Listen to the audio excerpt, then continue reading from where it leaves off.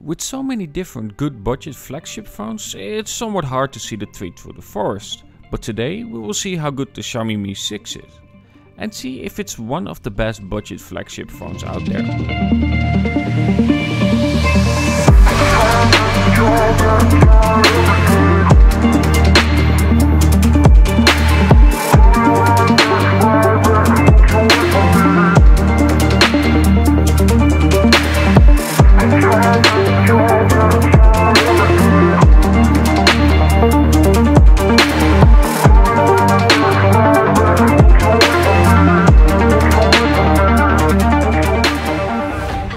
Of course, this review is sponsored by Banggood.com. If you are interested in this device, I will place a link in the description.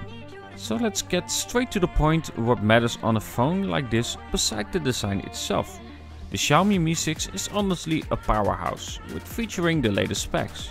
It has a Snapdragon 835, 6GB of LPDDR4 RAM, 64GB internal memory which you cannot expand, a 3350 mAh battery and Bluetooth 5.0.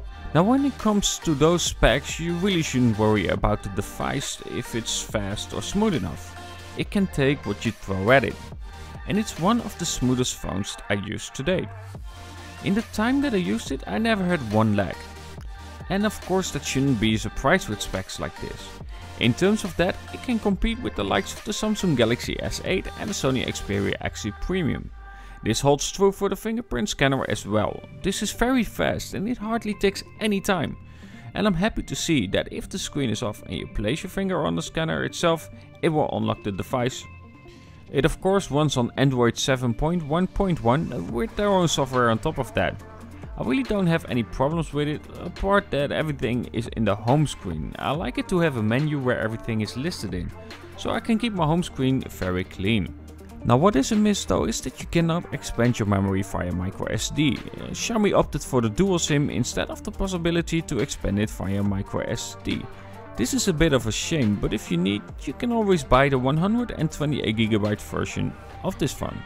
The Xiaomi Mi 6 is available in more colors and the blue and the titanium looks stunning. But if you get the standard black one, you still have a good looking phone.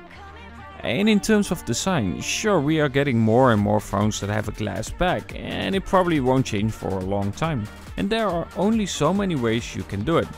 But when it comes to the design itself, I like it.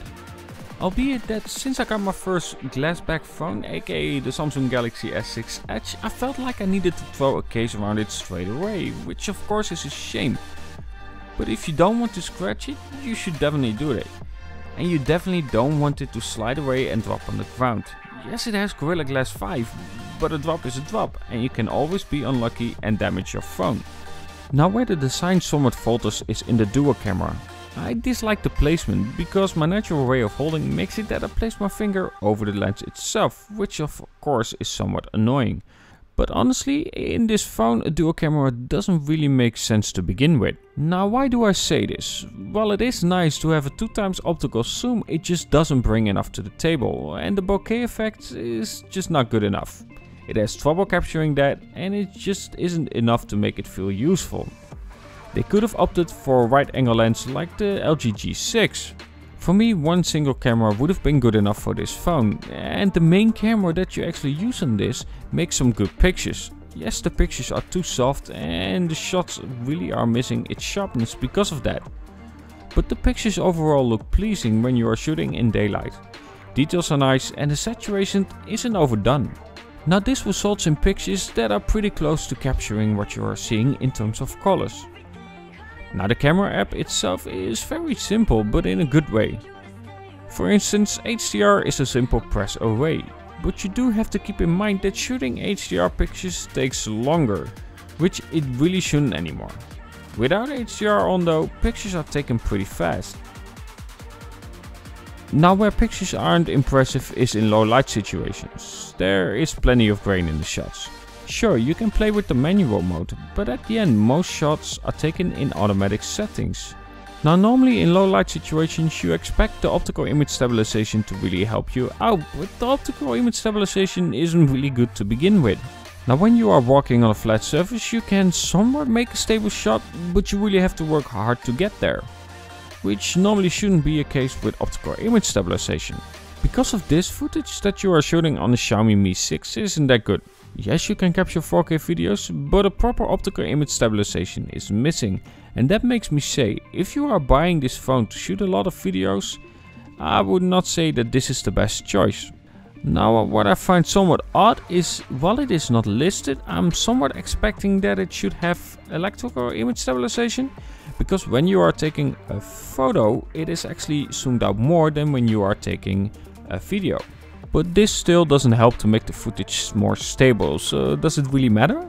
But if you are shooting more images than video, the Xiaomi Mi 6 really makes good shots.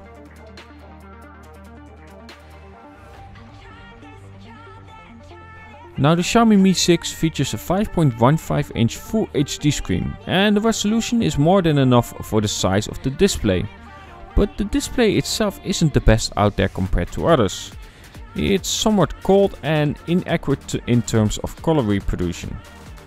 Sure, you can fix this in the settings, but most people don't play with this, and if you can make it correct in the settings, why don't make it standard, Xiaomi? Where it does make up some points is in the brightness itself. It's more than enough with having the display that can go up to a brightness of 617 nits. More than enough when you are walking in the sun. And of course the viewing angles are good as well. Now when you are watching videos and listening via your headphone jack... Oh wait, yes, another problem. Xiaomi ditched the headphone jack. A trend that somewhat worries me. Why?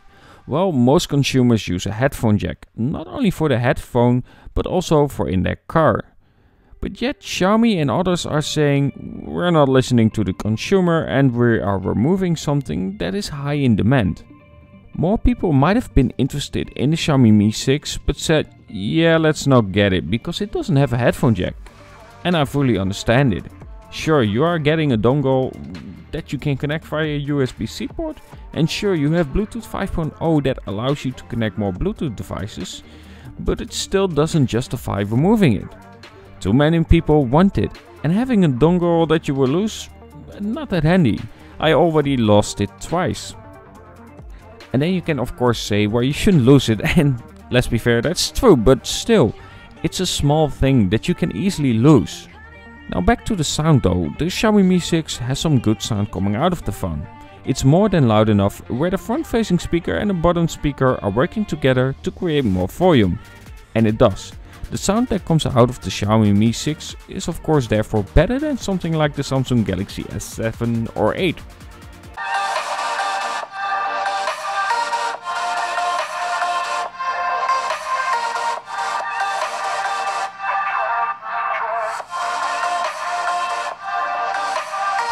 Overall, the Xiaomi Mi 6 is a beautiful device, which has some really nice color options. And you do notice in some parts that's a budget high-end phone. But when it comes down to speed of the device itself for playing games and everything that you can do on it, it's a very good phone for the price. If you're looking for the best camera, sure, you can look around further. But if you want good pictures, it works fine. Just don't expect the videos to have that same result. Budget phones or budget high-end phones just tend to cut corners in cameras and in displays, and the Xiaomi Mi 6 is no different in that. At the end, would I advise the Xiaomi Mi 6? Well, yes, depending on the person. If you need a headphone jack, well, no. If you need the best pictures and videos, then no. But if you need a fast phone that does take good pictures and that has a good battery life, and it looks and it feels like a high-end phone, I would say yes in a heartbeat, because this phone is only around 380 euros and Banggood.com. And that is of course much less than high-end phones. Now it's up to you if you feel like it's justified to pay about the double for the phone to make better pictures and videos. But if you are looking for a good budget phone that is overall a good quality, is really fast, has a good battery life, this is a phone that should definitely be on your shortlist. So if you are interested in this device, I will place a link in the description for you to check out. If you do buy it via Banggood.com in the link that I gave, you will also support my channel. Either way, have a good one, and I hope you enjoyed this review of the Xiaomi Mi 6. Stay tuned of course for more concepts and reviews like this. Have a good one!